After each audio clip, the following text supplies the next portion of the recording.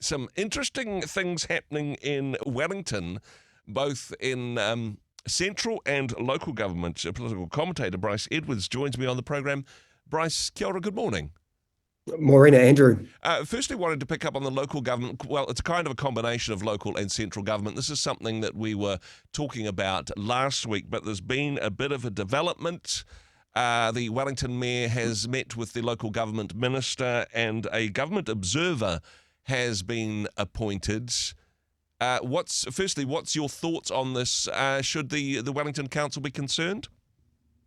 Oh, the councillors and the mayor should be very concerned. Whenever central government intervenes and brings in a Crown observer, it means that essentially central government is starting to try and control that the decision-making process, arguably for the good of the residents, and they will be looking at taking further steps which could lead to the demise of those councillors. So the next steps of Simeon Brown as Minister of Local Government could be to fire them all and put in his own commissioners. Yep. That's been done before in places like Tauranga.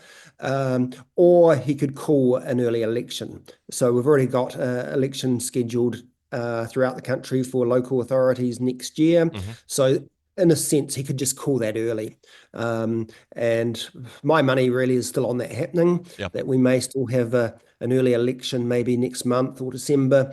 And it just means that the next council would have 4 years in their seats, and it would bring up a lot of the debates that need to occur in Wellington and give the council new leadership, resolve some of the impasse that they're at the moment. But just, I guess, to go back to your question, should they be concerned? Yes, because although this person that Simeon Brown is putting in, we don't know the identity of the person yet, but the Crown Observer, it is more than just an observer. Yeah. It's that bit of a misnomer.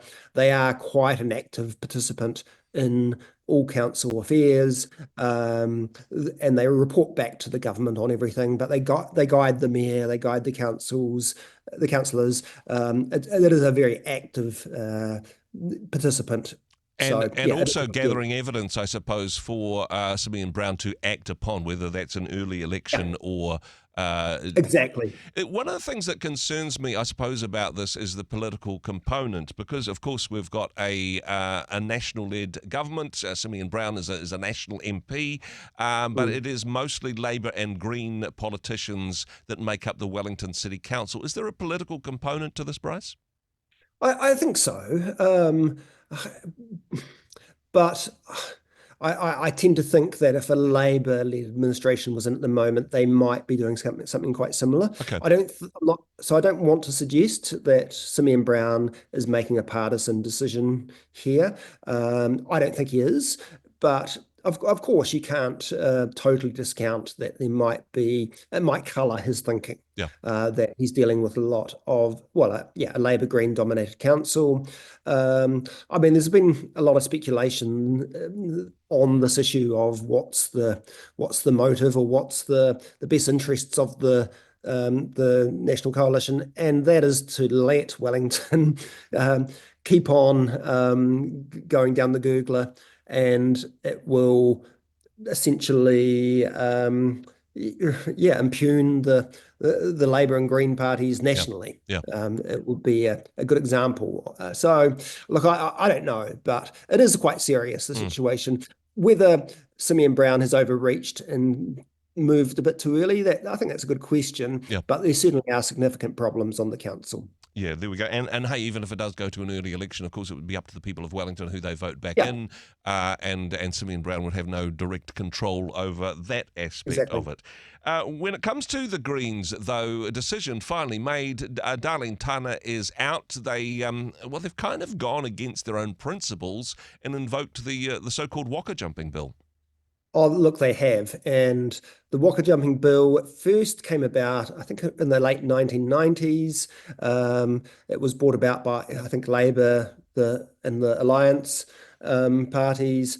and it was only used once, and it was used by the ACT Party Yeah. back in about 2003, I think, and they got rid of Donna Awatiri Huata. Despite the fact that ACT were opposed to the Waka jumping bill back then, Yeah. so they did a U-turn on it. It then got taken out of the law and put back in about 2019, 2018 by Winston Peters when he was in coalition with the Ardern government. Yeah. The Greens have always opposed having any sort of Waka jumping bill. But of course, they now have been the first party to use this new version of it. They say it's not hypocrisy because they are only doing it this once. Yep. They're kind of saying, well, it's different. This is a bit different because Darlene Tana is so bad and has let us down so badly. We're making an exception to use this rule smartly. We have consulted with our members. We have had a very drawn out, negotiation process. Yep. So we don't think we're being hypocritical. I think they are. Well, yeah. And I do think it's bad for the Green Party and for democracy to start getting rid of people. Even if it is hypocritical, though, Bryce, at least it's done. I suppose it probably would have done more damage to them if this just dragged on and on and on, and Darlene Tana would have continued to be a thorn in their side, which would have done more damage than the credibility hemorrhage that we've got now, perhaps. I mean, I think what the best thing the Greens could have done back in March or whatever is to eject her from the caucus and just leave it at that. Yep. And try to ignore her. She would have done small amounts of damage, but not as much as she's done over the last 6 months through them fighting it. So I think it's been a bit of an own goal for the Green Party. But yes, they'll be very glad it's over because, the Greens haven't really been able to push many messages this year. The thing they're most associated with is, Darlene Tana, Golriz Goroman, maybe James Shaw leaving the parliament. Normally they're focused on climate change, inequality, fresh water issues.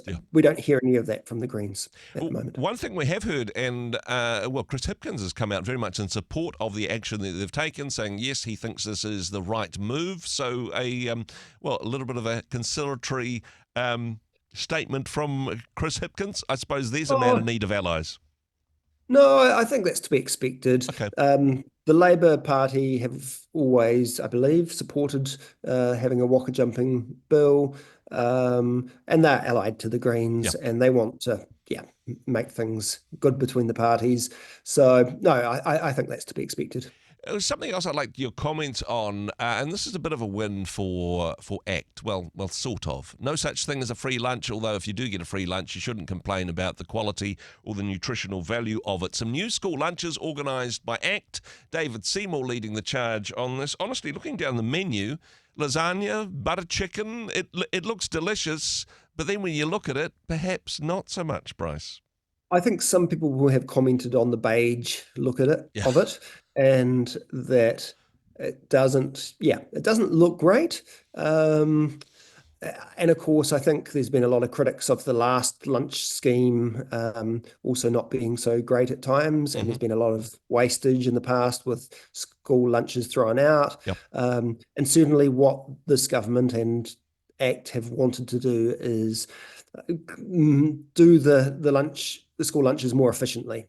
At the start of the term, I think they misstepped really. They made it sound like they wanted to get rid of the school lunches, full stop. And they looked quite mean and quite austere. But they've come back with cheaper school lunches, which they will argue a better value. And I think the menu list looks pretty good, but as they say, what do they say, Andrew? Proof of the pudding. The taste will be in the what? Proof of the pudding.